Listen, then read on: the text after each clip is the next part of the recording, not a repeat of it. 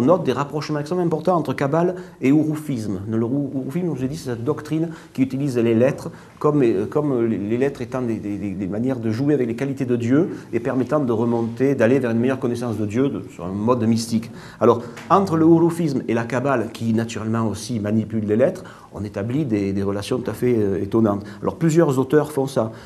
On trouve même, par exemple, la traduction du Zohar de Poli, qui est mentionnée, naturellement, toujours en français.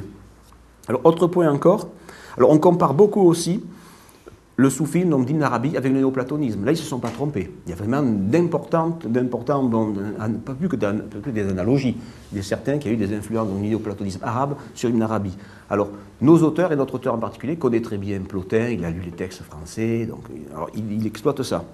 Vous pouvez le voir aussi qu'il lit Eliphas Lévi, donc il a écrit Léoï, donc le chevalier de Reichenbach et les Martinis. Alors par les Martinis, actuellement, c'est plutôt Martinez de Pasquali, puisqu'il le met dans une note.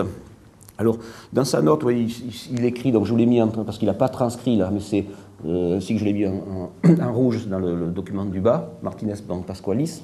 Ici, de la réintégration, alors ce qui m'avait étonné, c'est qu'il dit, donc, à la suite donc, du pass de la ligne, où vous avez la réintégration, il dit que ce livre n'aurait pas été imprimé à son époque. Alors, il semblerait que ça ait été dès la fin du XIXe siècle, mais voilà, lui, il le dit parce qu'il n'a peut-être pas eu accès à cet ouvrage, à l'impression de cet ouvrage.